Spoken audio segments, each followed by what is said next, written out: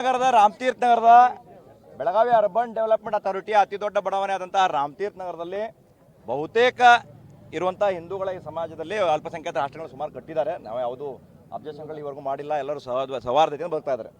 ಆದರೆ ಅದೊಂದು ಅನುಮತಿ ಕೊಟ್ಟಿವಿ ಅನ್ನೋ ಕಾರಣಕ್ಕೆ ಬೆರಳು ನುಂಗಿ ಕೊಟ್ಟಾಗ ಹಸ್ತ ನುಂಗುವಂಥ ಪ್ರಯತ್ನ ನಡೀತಾ ಇದೆ.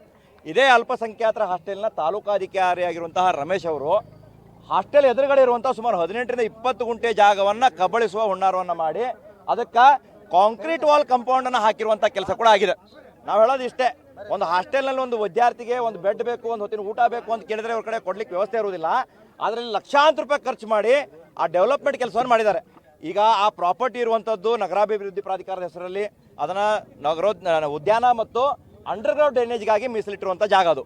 ಆದರೆ ಒಬ್ಬ ಸರ್ಕಾರಿ ತಾಲೂಕಾ ಹಾಸ್ಟೆಲ್ ಅಧಿಕಾರಿಯಾಗಿ ಜಾಗವನ್ನು ಕಬಳಿಸುವಂತಹ ಒಂದು ಕೆಲಸವನ್ನು ಅಧಿಕಾರಿ ಮಾಡ್ತಾ ಇದ್ದಾರೆ ಅಂದಾಗ ಅವ್ರು ಪ್ರಶ್ನಿಸಿದಾಗ ನಿಮ್ಗೆ ಯಾರಾದರೂ ಇದ್ರ ಬೆಂಬಲ ಆಯ್ತಾ ಅಂತ ಕೇಳಿದಾಗ ಅವರು ಜಿಲ್ಲಾಧಿಕಾರಿ ಕಡೆ ಬೆಟ್ಟು ಮಾಡಿದ್ರು. ಯಾವುದೋ ಜಿಲ್ಲಾಧಿಕಾರಿ ಸಮಾಜ ಕಲ್ಯಾಣ ಇಲಾಖೆ ಅಥವಾ ಅಲ್ಪಸಂಖ್ಯಾತ ಇಲಾಖೆಯವರು, ಅಲ್ಪಸಂಖ್ಯಾತರ ಇಲಾಖೆ ಸಮಾಜ ಕಲ್ಯಾಣ ಅಧಿಕಾರಿ ನಮಗೆ ಸರ್ಕಾರದಿಂದ ಇದಕ್ಕೆ ದುಡ್ಡು ಬಂದಿದೆ ಅಥವಾ ನಮಗೆ ಇಲಾಖೆಯಿಂದ ದುಡ್ಡು ಬಂದಿದೆ ಅಂತ ಹೇಳಿದ್ರು. ಅಂದರೆ ಅವ್ರ ಹಿಂದೆ ಶಾಸಕರಿದ್ದಾರೋ, ಅವ್ರ ಹಿಂದೆ ಮಂತ್ರಿಗಳಿದ್ದಾರೋ, ಅವ್ರ ಹಿಂದೆ ಮುಖ್ಯಮಂತ್ರಿಗಳಿದ್ದಾರೋ ಅಥವಾ ಇಡೀ ಸರ್ಕಾರನೇ ಈ ಥರ ಸಾರ್ವಜನಿಕ ಆಸ್ತಿಯನ್ನು ಕಬಳಿಸುವಂಥ ಕೆಲಸ ಮಾಡ್ತಾ ಇದೆ ಬೆಳಗಾವಿಯಲ್ಲಿ ಅಂತ ನಮ್ಗೆ ಗೊತ್ತಿಲ್ಲ. ಹಾಗಾಗಿ ಇಲ್ಲಿ ನಮ್ಮ ನಿವೃತ್ತ ಸೈನಿಕರ ಒಂದು ಸಂಘ ಈ ನಮಗೆ ಜಾಗ ಬೇಕು ಅನ್ನುವಂಥ ಒಂದು ಮನವಿಯನ್ನು ಸುಮಾರು ವರ್ಷಗಳಿಂದ 2020ರಿಂದ 6-7 ವರ್ಷಗಳಿಂದ ಕೊಟ್ಕೊಂಡು ಬಂದಿದ್ರು ಕೂಡ ಆ ಕಡೆ ಇವರು ಗಮನ ಹರಿಸೋದಿಲ್ಲ.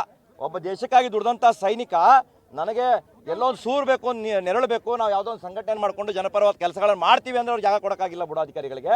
ಇವತ್ತು ಅದೇ ಜಾಗವನ್ನು ಅಲ್ಪಸಂಖ್ಯಾತರ ಇಲಾಖೆ ಒಬ್ಬ ಅಧಿಕಾರಿ ಯಕಶ್ಚಿತ್ ತಾಲೂಕಾ ಅಧಿಕಾರಿ ಕಾಂಪೌಂಡ್ ಹಾಕಿ ಲಕ್ಷಗಟ್ಟಲೆ ಖರ್ಚು ಸರ್ಕಾರದ ಹಣವನ್ನು ಪೋಲ್ ಮಾಡಿ ಮುಂದೆ ಹಾಕಿದ್ದಾರೆ. ಅಂದರೆ ಅವ್ರನ್ನ ಕೂಡಲೇ ಅಮಾನತು ಮಾಡಬೇಕು ಬುಡಾಧಿಕಾರಿಗಳು, ಅವ್ರ ಮೇಲೆ ಕ್ರಮ ಜರುಗಿಸಬೇಕು.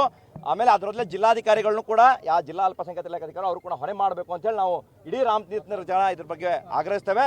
ತುರ್ತಾಗಿ ಈ ಕಂಪೌಂಡನ್ನು ಇವತ್ತು ತೆರವು ಮಾಡಿದ್ರು ಅವ್ರು ಸರಿ ಇಲ್ಲ, ಕಾನೂನನ್ನು ನಾವು ಕೈಗೆತ್ಕೊಂಡು ಕಂಪೌಂಡ್ ಬೆಳೆಸುವಂಥ ಸಂದರ್ಭ ಬಂದರೆ ಅದಕ್ಕೆ ಜಿಲ್ಲಾಧಿಕಾರಿಗಳು ಮತ್ತು ತಾಲೂಕಿನ ಅಧಿಕಾರಿಗಳು ಹೊಣೆ ಆಗ್ತಾರೆ ಅನ್ನೋದನ್ನು ನಾವು ಗಮನಕ್ಕೆ ತರಕ್ಕೆ ಇಷ್ಟಪಡ್ತೇವೆ. ಧನ್ಯವಾದ.